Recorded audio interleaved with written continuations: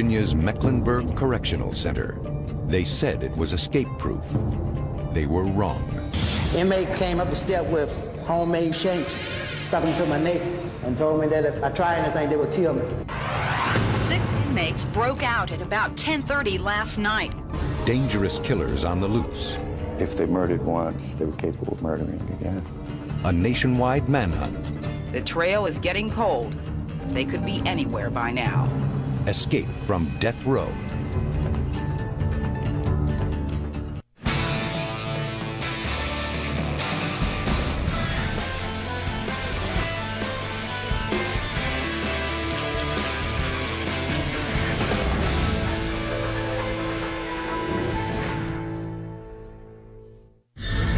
January 1984. Virginia's death row inmates are housed in Mecklenburg Correctional Center, a state-of-the-art prison that officials feel is escape-proof. They boast of its infallible design and are so proud of the prison they even parade death row inmates in front of local reporters. The inmate who ends up at Mecklenburg finds himself in a structured physical environment. Death row inmates are under constant supervision and are given no special privileges. One of those men on death row is Dennis Stockton, 44. Stockton feels he is close to getting his murder conviction overturned. As he works on his appeals, Stockton keeps a journal. I came here on June 15th, 1983. Death row consists of 2 cell blocks, or pods as they are called here. All the cells are identical, 12 in each pod. 6 upstairs, 6 downstairs. Control of the individual cells on death row is in the hands of a guard stationed in a secure control room. That guard dictates who enters and leaves death row. The inmates in death row are allowed to leave their cells to eat together. They come out also to watch television and play cards in the evenings. Downstairs is a main control booth, allowing access to the prison yard outside. Without cutting or tunneling under the fence, there are only 2 ways out of Mecklenburg: the busy administration center and a double-locking vehicle gate. Mecklenburg is composed of 5 identical buildings. Death row is in Building 1.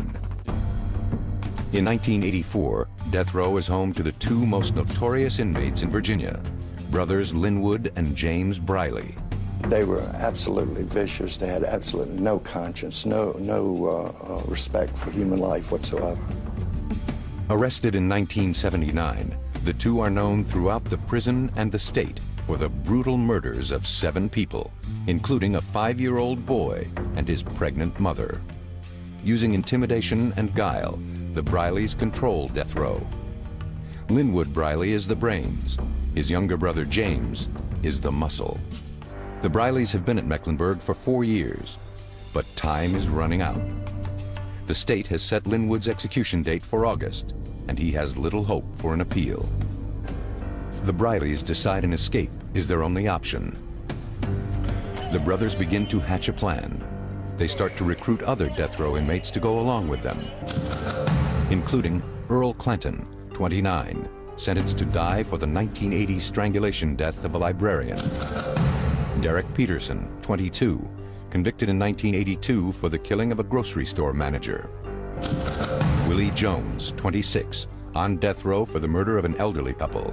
They were retired storekeepers. He shot them in their home, took their life savings, and then set the house on fire. The conspiring inmates hold meetings right in front of the guards at the recreation tables on death row. The inmates start studying the guards. Eugene Chavis was 23 at the time. About a month before the incident, I was working death row. I was working the right side of C-Pod. And one of the Brileys asked me, he says, "What size uniform you wear?" And I says, I'm medium, you know, small guy, medium. And, you know, I didn't think, he asked me about my shoe size. And light bulb didn't come on that they was going to try to figure out who was going to wear my uniform. The inmates are meticulous. They learn the officers' security codes. We gathered the information over several weeks, maybe 45 days or so. Different people would ask different officers what a certain number was. Then a list was put together. The plan is coming together, but Dennis Stockton is worried about the repercussions if it fails. Tonight I talked for 2.5 hours with other inmates about our escape plan. I'm beginning to have serious doubts. Much tension and paranoia exhibited by everyone this past week. I was no longer interested. I told them I wasn't going. Dennis Stockton backs out, but he is quickly replaced. In late March, a new man comes to death row, Lem Tuggle. Tuggle was convicted in 1983 of shooting a man to death in Western Virginia. 5 months before that, he had been paroled for a 1972 rape and murder. There would be no parole for Tuggle this time. They called me off to the side, about 5 of them did, and asked me if I wanted to get in on an escape from here. And of course, right away I said yes. For the next month, the inmates stockpile homemade weapons, hiding them in the walls of their cells and in the hollowed-out legs of the metal tables on death row. By May of 1984, the 6 inmates have honed their plan, and now they are ready to act. So a lot of things I still remember just like it was yesterday, even though it was 17 years ago, because you don't forget stuff like that. When we come back, the inmates make their break. May 31st, 1984. The plan is in place. It's finally time. I came to work 4 o'clock, and just a regular day. 6 p.m. Death row inmates are taken outside for their daily recreation. After months of conspiring, the escape is about to begin. 8 p.m. Rec ends. The plan hinges on the next few moments. Officer Sandy Walker escorts the men inside. He brings the inmates up the stairs to death row. As they walk through the hallway, Earl Clanton slides into the guard's bathroom, directly across from the control booth. When I took him out from the rec room, I was in front or back. I can't remember which one. He slipped in the bathroom behind the control room and locked the door. Officer Walker has failed to correctly count the inmates on their way in from rec. He doesn't notice one is missing. Clanton locks the door from the inside and waits for the signal. The inmates need to draw the guard out of the control booth across from the bathroom where Clanton is hiding. James Briley asks the guard in the booth to pass a book to an inmate on the other side of death row. Without thinking, the guard takes the bait. As he steps out of the control booth, Briley shouts to Clanton. Clanton lunges from the bathroom into the booth. He was turning the knobs before the guard even realized what was going on. The doors opened. The prisoners charge from their cells. Armed with shanks, they grab the remaining guards in the pod. Within 3 minutes of Clanton's rush from the bathroom, the convicts have taken 5 hostages. The inmates not in on the plan are locked up as well. Death row is suddenly transformed. 5 guards lie tied up on the floor, while 6 inmates roam free with knives and keys. Phase 1 is complete. The inmates have taken the control booth. Phase 2, lure the remaining guards in the building to death row. 9:12. Officer Eugene Chavis is working in the adjacent cell block when he hears some commotion. Chavis leaves his post and enters death row to check on the noise. I seen Earl Clanton and Lem Tuggle. They started running towards me. Of course, I was weighing by about 100 pounds, and I just grabbed him, pulled him around. They grabbed me and took me around the C-pod, and when I got around the C-pod, I couldn't believe it. There was chaos. There was inmates with officers' uniforms on, and a lot of screaming, a lot of yelling, and there was an inmate in the control room. What they did, they took me on the right side of C-pod, and they escorted me down to the bottom tier. And they would handcuff them or tie their hands and leave them in the corner down there. Of course, we were taking their clothes from them because we had to get their clothes to wear out. They had duct tape and they had rope. After I was disrobed, they tied my hands behind my back and put a sock in my mouth and gagged me and put something around my eyes, and I was laid on the floor. It kind of hit me then that this was real. This was actually happening.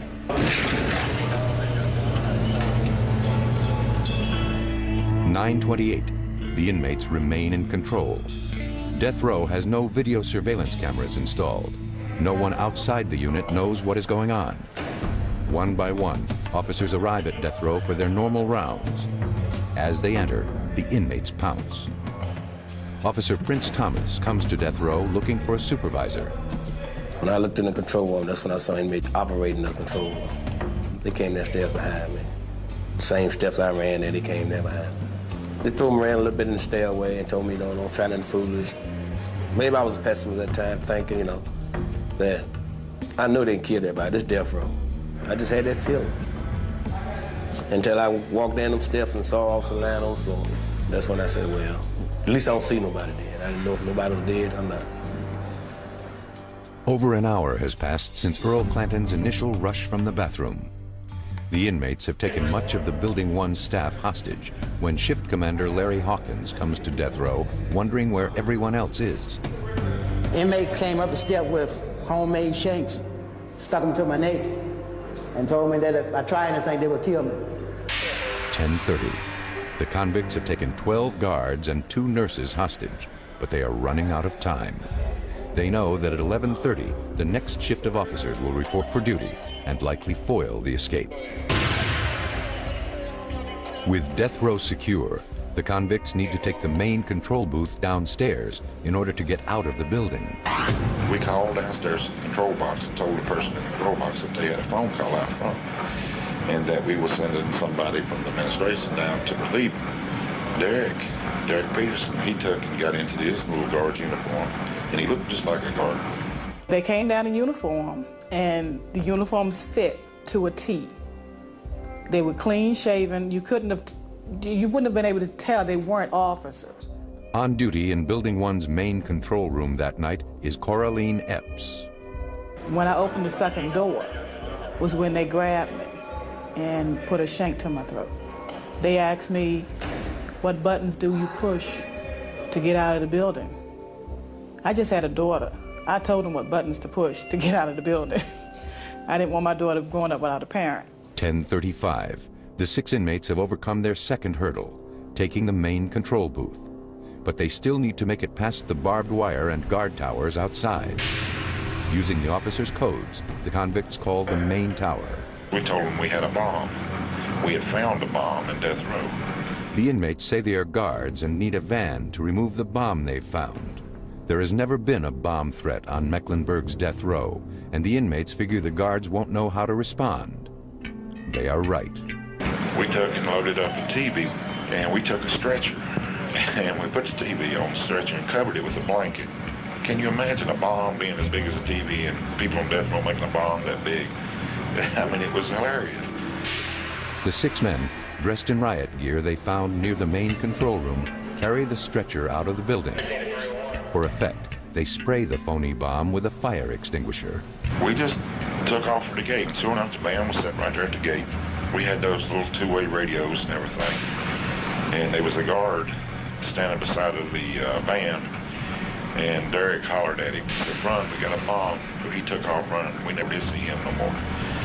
And we loaded up. 3 of them got in the front, and me and 2 others got in the back. 10:47. Freedom. Linwood Briley drives the van, leaving Mecklenburg Correctional Center behind. In less than 5 hours, the 6 inmates have done what prison authorities had deemed impossible: escaped from Death Row. Then, as we was leaving, we got down the road a little bit, and just as we hit the main highway, one of the guys with the radio got on the radio and called back to the tower and told them to close the main gate. Well, they acknowledged and they closed the main gate. So now we just left. We gone. When we return, the inmates hit the road and the hunt for the killers begins. We knew that we had a very serious situation on our hands. It was essential that we apprehend them as quickly as possible. May 31st, 1984. 6 convicted killers have done the unthinkable, broken out of escape-proof Mecklenburg Correctional Center in Virginia. They head south in their stolen prison van and cross into North Carolina. First thing we did was ditch the van, and we parked it by an old school. We just put it back in the bushes and left it there. The 6 inmates bolt from the van. They split into 2 groups. Earl Clanton and Derek Peterson go one way, while the other 4 go in the opposite direction. Around midnight, local resident Andrew Davis is driving home from work. He is stopped at a red light when 2 men, Clanton and Peterson, jump into his car. One guy reached over and saw it, grabbed the steering wheel, another guy just put the knife to my throat. What did you do? That's when I started struggling and getting out of there. Davis's screaming scares Clanton and Peterson. They flee. Unable to find another car, they sleep in the woods. Meanwhile, the 4 others scramble up Main Street looking for a car to steal. They find one, a Ford pickup with the keys still in the ignition. They pile into the truck and take off. Once we hit the road, then we were good to go then. And just before daylight, we drove right back by Mecklenburg, the institution. I mean, right back by the road. We was just a few hundred yards from the prison. That's something they would have never expected. We saw all these cars and all these cop cars and everything all going up into the prison and everything. We just drove right on through them, kept right on going. June 1st, early morning. Sleepy Warrenton, North Carolina wakes to a swarm of troopers, investigators, and media. Corrections officials say they're responding to numerous reports of sightings from people in the Warrenton area. The quiet hamlet where investigators have discovered the stolen prison van is shaken. Afraid to leave the house, afraid to stay home alone. Every one of them had committed at least one murder, and we knew that we had a very serious situation on our hands. It was essential that we apprehend them as quickly as possible. Police set up a command post in an old Lions Club, but leads are coming up cold. You're not sure they're here, you're not sure they're anywhere. Isn't that what you're saying? Well, we believe they're still in Warren County. Roadblocks seal off a 10-mile area. Well, it's hard to say exactly what they'll do. They'll be looking for transportation. The citizens should make sure that their cars are secured, no keys are left in them and that sort of thing, and they'll be looking a home base, and wherever that may be would be dependent on the individual. Helicopters churn overhead, and 4 bloodhound teams scour the woods. Law officers involved in the search for the 6 inmates have been told not to take any chances. I don't think the thought ever crossed my mind that we would not apprehend these individuals. I was absolutely fearful that someone would be killed or seriously injured before we caught them. 19 hours have passed since the 6 inmates made their daring escape from Mecklenburg. Clanton and Peterson have spent the night in the North Carolina woods, while the other 4 escapees have driven off in their stolen pickup. Hungry, Clanton and Peterson jog into town. They buy wine and cheese at a convenience store and sit down to eat in the laundromat next door. Clanton is still wearing the stolen guard's uniform. The store owner spots them and calls the police. Officer Dorsey Capps is the first on the scene. If they were sitting right here, one was sitting on one end, one on the other, I immediately, when I walked through the door, I pulled my weapon, I drew my weapon. And the captain came on in behind me, Captain Cole, and I put the gun, I said, stand up and put your hands up. And one of them started for the bag, and that's when I pulled the hammer back on the weapon. I spoke in a loud tone of voice and told them to stand and put the hands on the wall. And after I told them that, they did exactly what I told them to do. Late this afternoon, police apprehended 2 of the escapees, Derek Peterson and Earl Clanton. They were found in a downtown Warrenton laundromat, 1 block from the city jail. First 2 were captured in Warrenton, and my understanding is it was at Willoughby's laundromat and convenience store. We do believe the other 4 are in the area of Warren County at this time.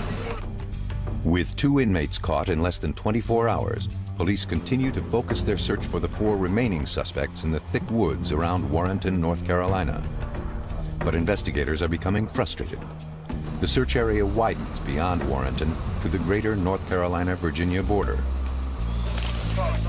It was slow going as officers and several 10-man squads fanned out across the area, searching even the treetops as they moved in and out of clearings. Slow going, too, for the bloodhounds, tails in the air, nose to the ground in the hopes of picking up the trail of one of the fugitives. No luck here. But as the fear in this community may not be stilled, neither is the search for the deadly source of that fear. There was tremendous fear that if it came to their freedom or hurting someone, that they would not hesitate to do anything necessary to remain at large. But I won't feel no better until they get them. Four of them things still running.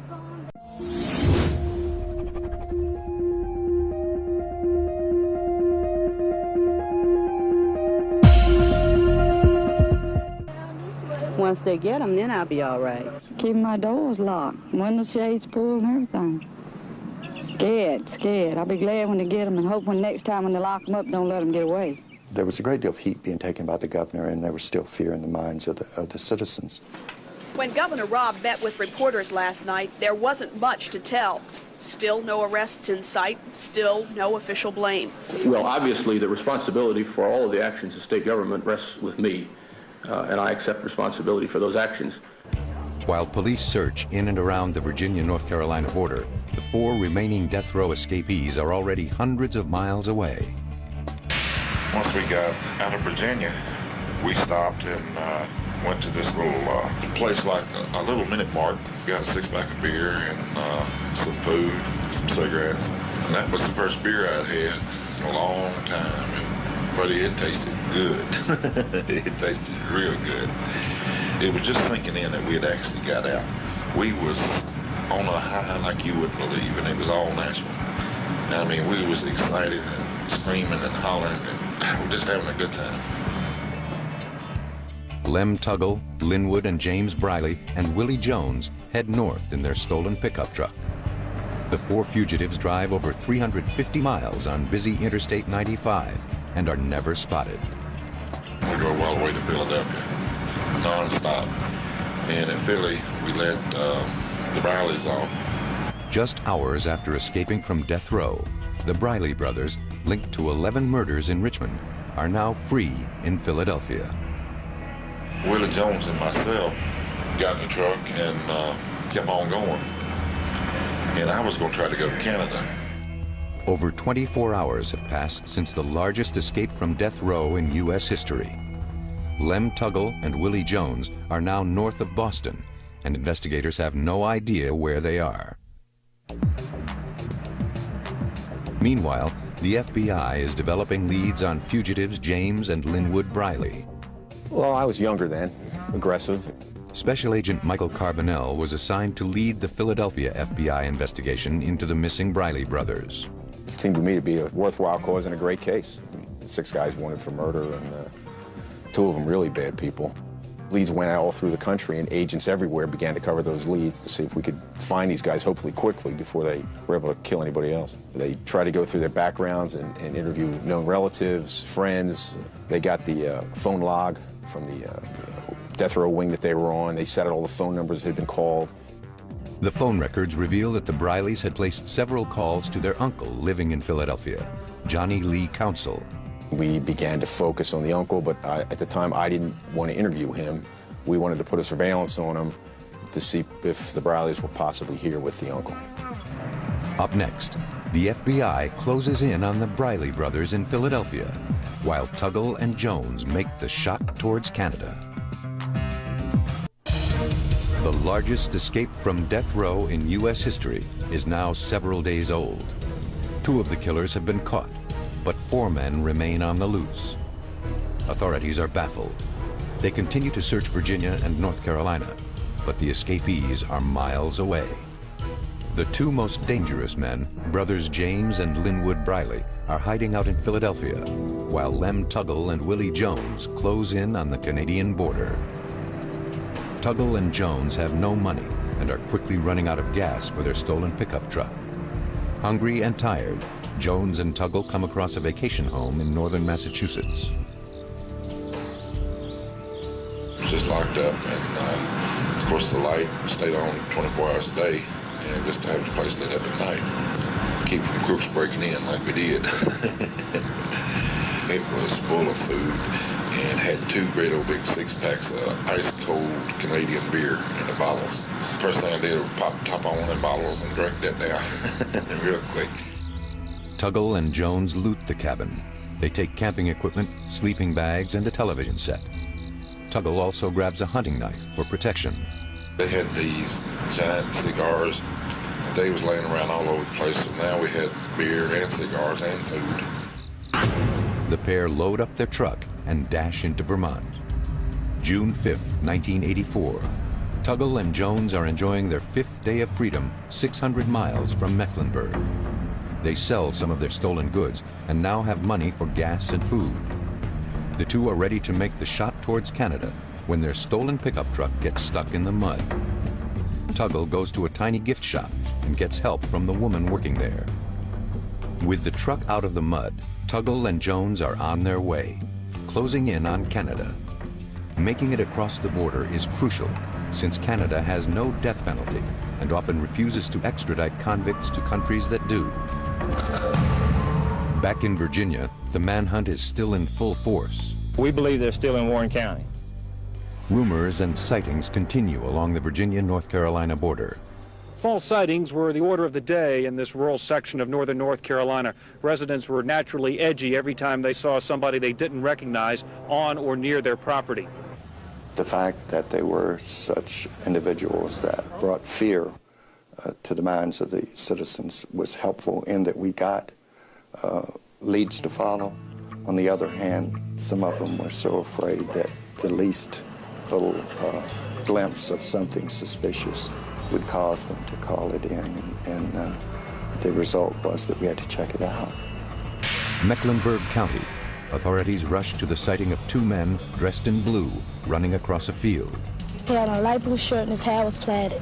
And what did you do when you saw him? I ran back and got my brother and my cousins. And what did they do? They came out and they saw him. Then we ran back in the house and locked the doors and called the police department. Oxford, North Carolina. A woman reports seeing a man matching Linwood Briley's description lurking in a house nearby. At least 20 heavily armed law officers surrounded the house, only to discover hours later the men inside were migrant workers who, unfortunately, chose this abandoned house for a place to sleep. Pascal, North Carolina. SWAT teams check out the sighting of a stranger drinking water from a well.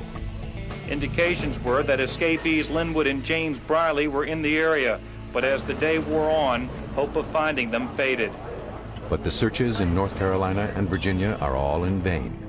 The four fugitives are nowhere near Mecklenburg. As one officer told me, the trail is getting cold. They could be anywhere by now. June 7th. Tuggle and Jones are now just minutes from the Canadian border. And I got all the way up to a place called Jay's Peak. At the time, I was only 7 miles from the border of Canada, and I just didn't know it. If I'd known that was that close, I would have walked across the border. We went up Jay's Peak. We was looking for a place to spend the night, and it's all mountains up there, and they got ski resorts and stuff up there. But this was in the summer months, so there was nobody up there. The next morning, Tuggle leaves Jones to get cigarettes and food. He never returns.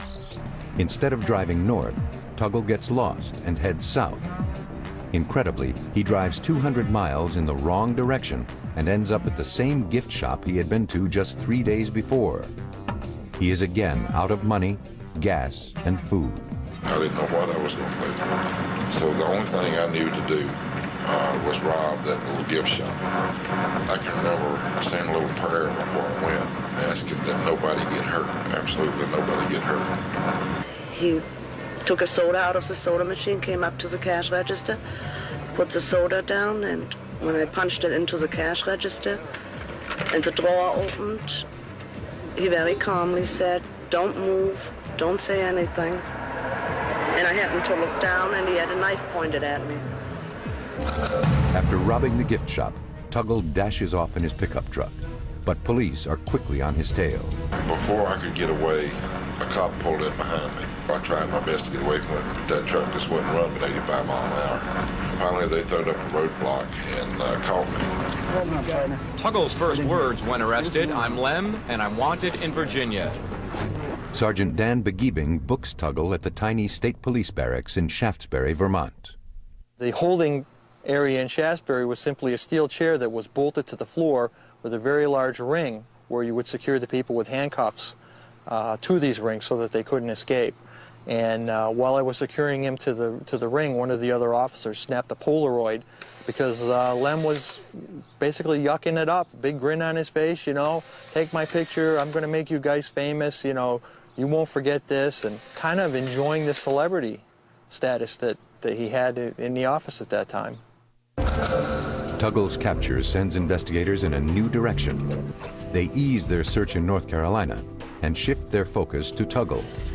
Law enforcement officials say they will continue their scaled-down search here in North Carolina throughout the weekend and interrogate Lem Tuggle Jr. in an effort to find the 3 remaining fugitive killers. I have talked to the detectives that interrogated Tuggle. There is no confirmation of the fact at this point that any of the other escapees was with him immediately prior to the arrest or had been with him recently. Tuggle doesn't reveal Jones's location. He is still in Vermont, hiding in the woods by Jay Peak. Jones is hungry, tired, and covered with bug bites. Alone and scared, he breaks into a house and calls his mother. She asks him to turn himself in. She is sure they will find him and kill him in the woods. Jones is convinced. He calls the police. State Trooper Richard Armitage is first to the scene. When we arrived, I could see him, just a black male, leaning against the guardrail over here. And we got out of the cruiser. He identified himself as such. Patted him down, handcuffed him, and pointed out that he was only maybe 5 miles from the Canadian border, which is about 5 miles as the crow flies in that direction over there. 8 days and 800 miles from the most secure prison in Virginia, Willie Jones had just turned himself in, 5 miles short of the Canadian border. Willie, he turned himself in. You know, I wish he hadn't done it. I wish he'd have stayed out there. He could have got away. He could have made it. You know, they didn't even know he was there. But anyway, he did, and that's what happened. Coming up, the FBI races to find the 2 remaining killers on the loose. If they murdered once, they were capable of murdering again. 4 of the 6 death row inmates who escaped from Mecklenburg June 1st are back behind bars, but authorities are now puzzled as to the whereabouts of the remaining 2 killers. The searches in and around Warrenton, North Carolina continue, but with less vigor. We have some information. We'll try to develop some more information. Certainly, we're very pleased that at least 2 of those 4 remaining escapees are now back in custody. 9 days have passed since the escape from death row, and the 2 most dangerous inmates are still at large. Reports yesterday indicated Tuggle had dropped the Brileys off in Richmond on the way to Vermont. Now authorities say they don't believe they are there and don't know where they are. For the 3rd time in as many days, the Special Weapons Unit of the Quebec Police Force searched for the 2 killers from the air and on the ground. Yesterday, 4 FBI agents arrived here to help in the search, but they only brought bad news. It seems now that the Briley brothers may be armed. Meanwhile, escapee Lem Tuggle reveals to the FBI that he had dropped the Briley brothers off in a park in Philadelphia on his way to Vermont. Tuggle says that they had burned the stolen Mecklenburg uniforms and hid the guards' badges in the hollow of a tree. Tuggle had drawn a map of Hunting Park, kind of drew where the badge was in the trees. I didn't believe it. I thought this guy was just playing with us. I mean, why would a convicted murderer who's sentenced to death cooperate with us? We picked him up at the airport. We arrived at Hunting Park. We began to check the hollows of trees. Lo and behold, we found a badge. With the discovery of the badge, investigators now believe that the Brileys had, at the very least, been to Philadelphia, and most likely are still hiding somewhere in the city. It's not something that stays in the back of your mind when you first meet somebody. Hey, he might be an escaped prisoner or something like that. Mass murderer, Ted Bundy. Nah, you don't think that way. At 25, Dan Latham had just opened up his own car customizing shop on 2nd Street in North Philadelphia. When his family friend, Johnny Council, asks him if he could take in a couple of friends, 2 out-of-towners wandering from place to place, Latham readily agrees. They just said they was friends of Johnny, and the tall one said his name was Slim, and the shorter one was Lucky. And That's basically it. The Brileys, calling themselves Slim and Lucky, live in Dan's shop. In return, they watch the place at night and help out with work. It was like a mini block party. I always had a lot of friends that would stop by and buy cases of sodas and just sit here, hang out, work a little bit, eat, have some fun, chase the girls. Well, no big thing. The Brileys have concealed their identities well. No one knows where they are from or that they are two of the most wanted men in America. They never really talked about where they come from or where they grew up at. But they did say they wanted to go to Canada. By their first week, the Briley brothers are feeling quite comfortable, and they're becoming more daring. Neither one of them seemed like they was hiding from anything or hiding from anybody. One instance, I had to go to a customer's house to pick up a deposit, and he was a Philadelphia police officer. Slim was with me. Never act like he was shaking or anything. Went to the guy's house, picked up the deposit, sat and chatted with him for a minute, and the officer looked him dead in the face. So he wasn't paying attention to his bulletins, I guess. We got in the truck and came on back to the shop. Meanwhile, the FBI is on to the Brileys' Philadelphia connection, their uncle, Johnny Lee Council. Surveilled the uncle's house, followed him to various places, but he kept going to this garage in North Philadelphia on 2nd Street. He went there numerous times. And I said, well, obviously they're not at his house because nobody's come out of there but him and his wife. Why don't we put a surveillance on that garage? As the FBI sets up its surveillance of Latham's garage, they get another big break. We received information from our office in New York that one of the Briley brothers had made a call to a friend up there. We were able to trace that call from New York to the garage. So then we knew that they were there. The FBI sends an informant into the garage. He enters and talks briefly with James. He came back out and he said, I think it's him. We drove this van down the street and opened the back door and we were there in seconds. FBI agents arrested the Brileys outside this North Philadelphia auto customizing shop. Neighbors say that for the past week or so, the two brothers apparently had been working here. Just before 10 o'clock last night, the Briley brothers were sitting right here on this step. Neighbors say they were sharing some barbecued chicken with people down the street when all of a sudden 20 members of the FBI SWAT team raced around the corner. The only thing I think was the cops come through and they just say that they came out and say freeze, that's all. I was standing here and they just say freeze and I seen everybody freeze.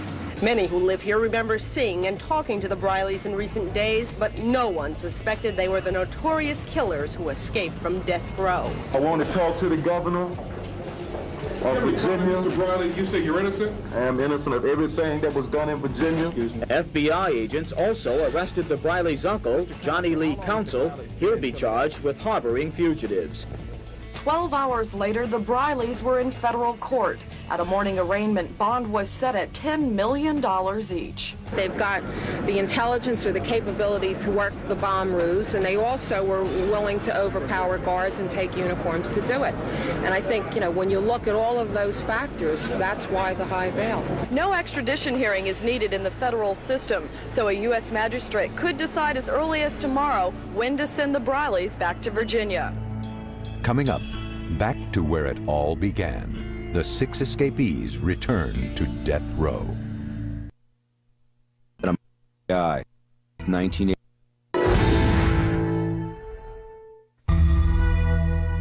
June 19th, 1984. Heard on the news that James and Linwood were taken into custody by the FBI.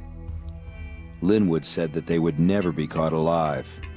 I hope they don't execute him, but I'm afraid they will. 19 days, and it was all over. Amazingly, no one is seriously hurt or killed during the entire ordeal.